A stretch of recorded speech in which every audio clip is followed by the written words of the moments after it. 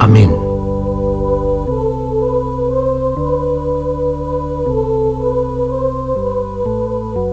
El amén es una breve palabra, concisa y lacónica, apenas 2 sílabas. Cuando se pronuncia con dignidad y fuerza, queda resonando en el ambiente como un son de paz o un sonido litúrgico. Este eco persistente del amén restalla limpiamente. La vibración se debe a su final tónico acentuado y a la consonante nasal con que acaba. Es una voz llena de música. Pertenece a esa clase de palabras privilegiadas que recibimos en herencia y que no acabamos nunca de conocer bien y de apreciar. Por supuesto, casi nunca la empleamos como ella está solicitándonos. El amén es un regalo inmerecido. Sus orígenes se remontan a los más antiguos tiempos litúrgicos. Con ella recibimos aliento de los profetas y del pueblo, de la liturgia y de la sinagoga, sobre todo de Jesús, que tan frecuentemente la empleó, dándole su propia impronta, y en especial cuando nos recomendó orar el Padre Nuestro. El amén sella perfectamente esta oración, la plegaria de los hijos de Dios Padre. Parece un vocablo mágico, casi un conjuro. Incluso en su corta extensión reside su paradoja, y cabe aventurar un misterio. ¿Cómo es posible que una palabra tan corta albergue tan profunda significación y que bien entendida comprometa tanto al cristiano y a la comunidad cristiana que la pronuncia, especialmente cuando reza el Padre Nuestro? El amén rubrica todas las alabanzas y súplicas que contiene esta oración. Es la cinta que las une como una gavilla o como un ramo florecido para que ninguna de ellas se pierda. Hay que decir, lamentándolo mucho, que en nuestros días el amén se ha convertido en un vocablo casi sin valor y sin brillo. Cuando la costumbre se traduce en repetición, ésta suele degenerar en inercia. Queremos ahora limpiar la palabra del amén, devolverle su calidad original y que resplandezca con la fuerza que tiene dentro. Así, cuando recemos juntos el Padre Nuestro, sabremos cerrar con este magnífico broche de oro las alabanzas y peticiones que hemos dirigido a Dios nuestro Padre. Creeremos con más firmeza en la palabra de Jesús. Nos comprometeremos en la obediencia de la fe. Seremos más hermanos e hijos del mismo Padre.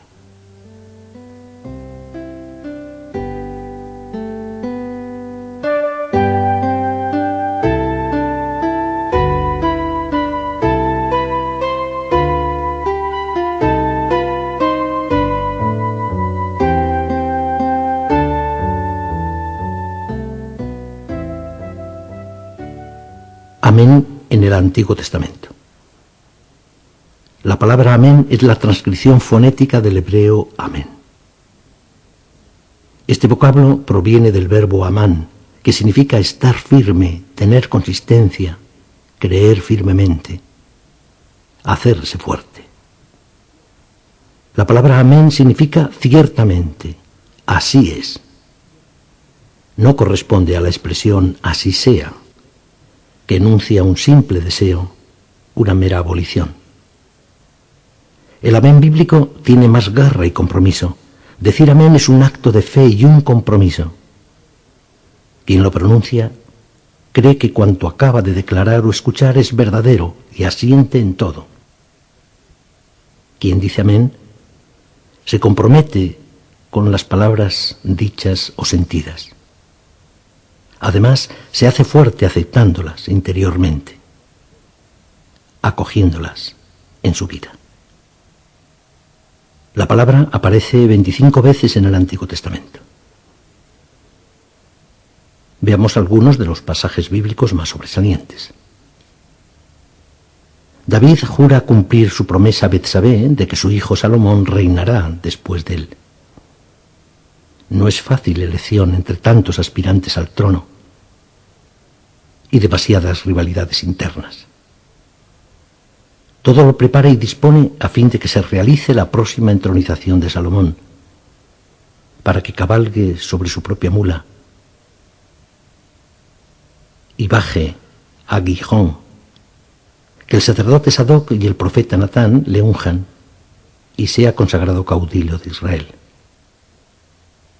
A todas las recomendaciones de David, Manayas, hijo de Jehoada, responde al rey con el amén, la fórmula del asentimiento y de fe en sus palabras, que las acredita como si fuesen de hecho palabras de Dios. Amén. Así habla Yahvé, Dios de mi Señor el Rey. El amén va asumiendo paulatinamente una mayor categoría de significado. Sirve para ratificar una misión profética. Dios establece las cláusulas de la alianza conforme al juramento que hizo con los patriarcas, sancionado por medio de la liberación de Egipto, para que el pueblo sea su pueblo y él su Dios, para darles una tierra que emane leche y miel. A todos estos graves términos de la alianza, el profeta Jeremías responde con un rotundo amén, comprometiéndose en su predicación profética a recordarlo al pueblo. Aún más solemne y público aparece el amén cuando es pronunciado por todo el pueblo. Resulta todo un compromiso público para cumplir las palabras que se han emitido. El amén es especialmente utilizado en contextos litúrgicos. Entonces el amén vale como una fórmula de reconocimiento de que estas palabras son verdaderas, ciertas. Confirma su veracidad y también compromete con la verdad estas palabras, que no son sino las palabras de Dios. El creyente se hace fuerte en la fortaleza de estas palabras de Dios. Consigue tener confianza en el poder de sus palabras. El amén es ratificación de unas palabras. Tras el triunfo de Judith sobre Holofernes, se reúnen el sumo sacerdote y el consejo de ancianos para contemplar los bienes que Dios había hecho a Israel por medio de Judith. Llegan a su presencia y la bendicen aclamándola como la exaltación de Jerusalén, el orgullo de Israel y gloria de la raza. A estas palabras de alabanza el pueblo entero se suma, las hace suyas y las rubrica con un solemne amén. Y todo el pueblo respondió: amén. El amén también vale como súplica para que la oración sea escuchada. Una muestra se encuentra en la sincera petición de los esposos Tobías y Sara. Reconocen la bondad del Señor, le imploran su piedad, puesto que les acecha un peligro mortal. Ya han muerto los anteriores maridos de Sara en parecidas circunstancias, y piden vivir juntos en paz y poder llegar a la ancianidad. Y los dos, como si se tratase de una aclamación litúrgica, como si su alcoba fuese un templo, redondean unánimes la oración que han dirigido a Dios con este doble amén recapitulador, y dijeron a coro: amén, amén. Amén es también la conclusión litúrgica de cada una de las 4 partes del libro de los Salmos, recalcando con este cuádruple uso la fuerza de su palabra y la aceptación por parte del lector y del pueblo. Y como es Dios en última instancia quien confirma con su autoridad las palabras que pronuncia, puesto que sólo Él es garante de sus palabras, en las que el pueblo encuentra su asentamiento, se le puede invocar con justicia como el Dios del amén, a saber, el Dios que dice y cumple sus palabras, firmes como la roca en donde se cimienta el pueblo. Pero a sus siervos les dará un nombre nuevo, de tal manera que quien desee ser bendecido en la tierra, deseará serlo en el nombre del Dios del amén. Y quien jure en la tierra, jurará en el Dios del amén.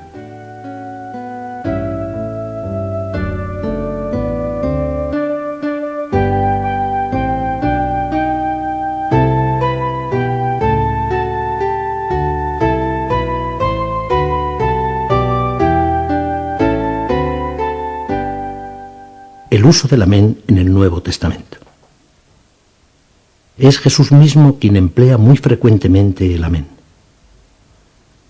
No se ha encontrado en tiempos de Jesús, ni antes ni después, testimonio escrito de que alguien haya utilizado el amén tal como él lo ha hecho. Nadie dice amén para reafirmar el valor de sus palabras, para dar énfasis y apoyatura a su discurso. Jamás se ha sabido de alguien que haya empleado esta característica forma de hablar. Se trata, pues, de una originalidad, creada por él mismo y por él mismo hecha costumbre. Es una auténtica novedad, una expresión insólita. Además, aparece registrada de forma unánime y constante en todos los estratos de la tradición evangélica. En el Evangelio de Mateo aparece 30 veces, en Marcos 13, en Lucas 6. Sobre todo es el Evangelio de Juan quien más lo emplea, 25 veces. En el cuarto Evangelio aparece en forma reduplicada, seguramente debido a un uso litúrgico. Amén, amén. Escuchando el amén de los Evangelios, parece que estamos oyendo con nuestros oídos, de los mismísimos labios de Jesús, una palabra que nos habla e interpela, como una apelación. Se trata, pues, de una ipsísima vox Jesu, la mismísima voz de Jesús, es decir, de una legítima y oriunda palabra pronunciada por Jesús. No la ha inventado ni fantaseado la tradición de los evangelistas. No es un adorno piadoso de la Iglesia primitiva. Ahora bien, ¿qué significa este uso del amén empleado por Jesús? ¿Cuál es su novedad tan radical? Leyendo con detención todos los textos evangélicos donde Jesús menciona la palabra amén, se observa que van seguidos siempre de la frase yo os digo, yo te digo. Y esta expresión guarda un notable parecido con una formulación querigmática que los profetas utilizan con frecuencia. Así dice el Señor. Por medio de este giro lingüístico, los profetas querían asegurar delante de sus oyentes que sus palabras no provenían de su sola capacidad humana, de la sabiduría de este mundo, sino que eran ante todo un mensaje divinamente inspirado. Se convertían en palabra de Dios para su pueblo. Así, el hecho, repetidamente constatable, de que Jesús inicie sus palabras con el amén, indica su autoridad soberana, su inspiración divina. Las palabras de Jesús son ciertas y válidas, también son firmes y consistentes. Se apoyan en la misma verdad y firmeza de Dios, que no es sino el Dios del amén. Y muestra, este aspecto se recalca muy encarecidamente, que Jesús cree en sus mismas palabras. Estas no son para él un simple adorno, ni juego de filología, o adivinanzas o pasatiempos. Son esencialmente comunicación salvadora para el hombre necesitado. A través de ellas, Dios transmite espíritu y vida, cura y sana. No debiera resultarnos ahora extraño escuchar el juicio ponderado de un gran intérprete del Nuevo Testamento. En el amén que Jesús pone delante del yo os digo, se contiene en núcleo toda la cristología. Jesús es aquel que anuncia su palabra como cierta y verdadera. Al mismo tiempo confiesa su fe en ella y la hace veraz con su propia vida. La convierte en imperativo para todos sus oyentes.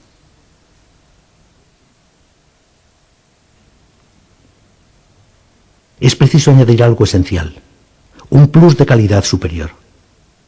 Jesús no es mensajero de buenas noticias, es el mensaje en persona, el evangelio de la vida.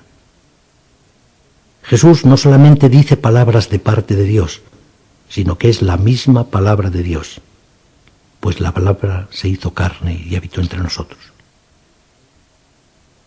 Jesús no únicamente dice verdades de parte de Dios, sino que es la misma verdad. Yo soy el camino, la verdad y la vida. Por eso el Apocalipsis llama a Jesús el Amén, el testigo fiel y verdadero. De todas las comunidades del Apocalipsis es la Odisea la que recibe el juicio más duro de parte del Señor. Está a punto de ser vomitada de su boca. A esta comunidad indolente, cambiante e infiel, Jesús se presenta como el Amén, a saber, la misma seguridad y firmeza.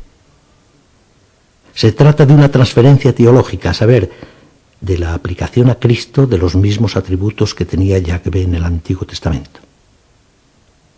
Isaías afirmaba que Dios era el Amén. Ahora eso mismo lo afirma el Apocalipsis de Jesús. Y así resulta que Jesús queda investido con autoridad divina para la iglesia de la Odisea. Igual que Dios hablaba con potestad absoluta a su pueblo en el Antiguo Testamento, lo iba orientando y corrigiendo con su palabra, ahora Jesús, un glorioso, se dirige con la misma capacidad y poder a su iglesia. La educa y la juzga, la anima y la premia, pues es el Señor y dueño de la iglesia. Esta palabra amén es además explicada por los adjetivos fiel y verdadero. Estos adjetivos aparecen siempre aludiendo a las palabras. Veamos algunos ejemplos. Dios se aparece al vidente ordenándole, escribe. Estas son palabras fieles y verdaderas. Estos adjetivos provienen del Salmo 89, cuya síntesis recordamos. Aunque el pueblo olvide la ley y profane sus mandamientos, Yahvé no retirará su favor, ni su alianza. Él mantiene su lealtad. Su testimonio es de fidelidad, fijo e inamovible como la luna, que es testigo fiel en el cielo. Así pues,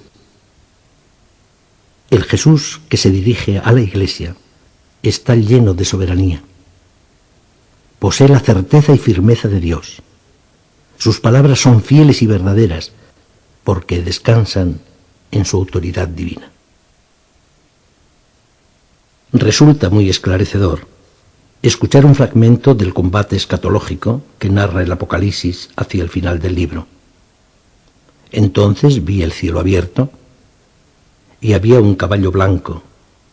El que lo monta se llama Fiel y Verdadero, y juzga y combate con justicia. Sus ojos son llama de fuego. Sobre su cabeza porta muchas diademas. Lleva escrito un nombre que sólo él conoce. Viste un manto empapado en sangre y se llama su nombre Palabra de Dios. Cristo aparece revestido de algunos rasgos mesiánicos y beligerantes. Su mirada es penetrante, como una llama voraz de fuego. Porta diademas porque sólo él es Rey de reyes y Señor de los señores. Va tinto en sangre porque su sangre es redentora y liberadora para la humanidad. Está dispuesto a entrar en liza con la bestia y los suyos. ¿Qué armas tiene para combatir? ¿Cómo se identifica a Cristo, combatiente con la Iglesia y en contra de los enemigos? ¿Cuál es su nombre? Aquí el texto griego del Apocalipsis esclarece estas preguntas. Sorprendentemente, El mismo verbo se aplica a los adjetivos fiel y verdadero y también a la palabra de Dios. Se trata del verbo griego kaleo, en pasiva, que se traduce por llamarse. Quiere decirse que sólo Jesús debe ser llamado con propiedad la palabra de Dios, y que como palabra de Dios es fiel y verdadero. Todas las palabras que pronuncia tienen el sello y la garantía de Dios. Por eso va a combatir con la espada que sale de su boca.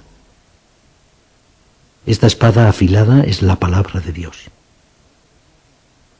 La palabra de Dios en cuanto tal, firme y verdadera. Esta será su arma definitiva y decisiva, la que vencerá a la bestia y a sus secuaces, pues está fortalecida con la certeza y la firmeza del mismo Dios. Todo el plan salvífico de Dios, mantenido fielmente a través de la historia, consiste en Jesús. A saber, descansa en Él y en Él se cimienta. Jesús, muerto y resucitado, lo lleva a cabo, lo realiza perfectamente y lo culmina, porque es el amén de Dios.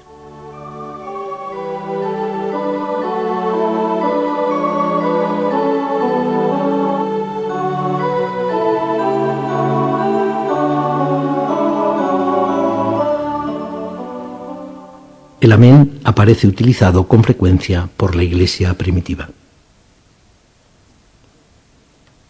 Los primeros cristianos quieren mantener viva y vigente la herencia recibida de Jesús.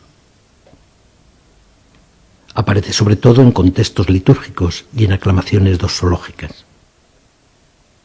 Conserva el valor de una confirmación al final de las oraciones, a modo de recapitulación y sello. Pueden citarse abundantes pasajes. Será útil escuchar solo unos cuantos, tomados de las cartas de San Pablo, para percibir la voz y el tono de nuestros primeros cristianos. A ellos que cambiaron la verdad de Dios por la mentira y adoraron y sirvieron a la criatura en vez del Creador, que es bendito por los siglos. Amén. Oh abismo de la riqueza, de la sabiduría y de la ciencia de Dios. Cuán insondables son sus designios e inescrutables sus caminos. Porque de Él, por Él y para Él son todas las cosas. A Él la gloria por los siglos. Amén. Y junto con el reconocimiento a Dios Padre, se va introduciendo la mención a Cristo, aquel que tiene poder para realizar todas las cosas incomparablemente mejor de lo que podemos pedir o pensar, conforme al poder que actúa en nosotros.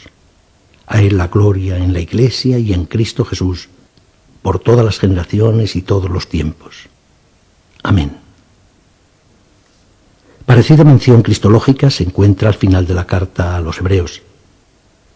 Y el Dios de la paz, que suscitó de entre los muertos a nuestro Señor Jesús, el gran pastor de las ovejas, en virtud de la alianza eterna, os disponga con toda clase de bienes para cumplir su voluntad, realizando Él en nosotros lo que es agradable a sus ojos, por mediación de Jesucristo, a quien sea la gloria por los siglos de los siglos.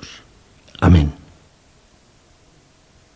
Quien interviene en la oración de la liturgia debe participar con el amén. Debido a este sentido comunitario y dialogal, el lenguaje empleado debe ser comprensible. Porque si no bendices más que con el Espíritu, ¿cómo dirá amén a tu acción de gracias el que ocupa el lugar del no iniciado? Pues no sabe lo que dices. Cierto, tu acción de gracias es excelente, pero el otro no se edifica. El amén conserva en todos estos casos el carácter de una respuesta afirmativa. Pero existe una utilización a modo de contestación a un ofrecimiento en un diálogo litúrgico. Aparece al inicio del libro del Apocalipsis. Este vivo diálogo se entabla entre un lector y la comunidad cristiana. Un lector alaba la grandeza de Cristo y lo aclama. Obsérvese el empleo del plural nosotros, alusivo a la comunidad, y que es objeto de la predicación de Jesús. También puede percibirse la sorprendente disposición triple de esta confesión cristológica, que reconoce la acción de Jesús en favor de la Iglesia. Al que nos ama, y nos ha librado de nuestros pecados con su sangre, y nos ha hecho reyes y sacerdotes para su Dios y Padre. A Él la gloria y el poder por los siglos de los siglos. A esta triple aclamación la comunidad reunida responde con un solemne amén.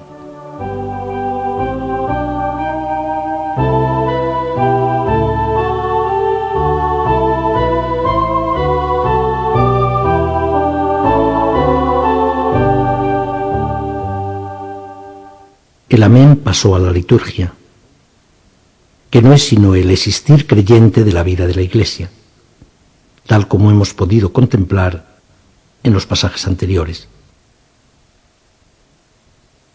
El amén constituía la aclamación tradicional. El vocablo amén entró en el griego cristiano como una aclamación litúrgica que se quería mantener en su forma original, y para lo cual no se encontró traducción adecuada. Del griego pasó con ese mismo carácter de intraducible a las otras liturgias orientales. El Padre Nuestro se introdujo delante de la comunión por ser la oración privilegiada de los cristianos, culminación de la anáfora o gran oración de la Iglesia, y por ser la mejor preparación para la comunión. Efectivamente, en el Padre Nuestro, donde cada formulación está llena de profundas sugerencias y verdades reveladas, se encuentran dos especialmente aptas para este momento de la celebración eucarística. Danos hoy nuestro pan de cada día, y perdona nuestras ofensas como nosotros perdonamos a los que nos ofenden. La primera es una alusión clarísima al pan eucarístico. La comunidad cristiana pide a Dios poder participar y comer el cuerpo de Cristo. La segunda petición habla del perdón. Este deseo sincero de ser perdonado, que se traduce siendo capaces de perdonar a los demás, es ya la mejor preparación a la comunión. Pues se participa en el cuerpo místico de Cristo, se comulga con toda la Iglesia, no sólo a modo individual o privado, desgajados de la vid, que es el Cristo total, sino en comunión, que significa la unión común con todos los hermanos. Atendiendo a nuestra historia litúrgica, avivando la memoria, resulta reconfortante recordar algunas cosas. El sentido comunitario y el ritmo coral en la recitación del Padre Nuestro. Hay que decir que la oración del Padre Nuestro dentro de la Eucaristía era rezada por todos los fieles en España, lo mismo que en Francia, ya en la liturgia mozárabe. No ocurría así en otras iglesias.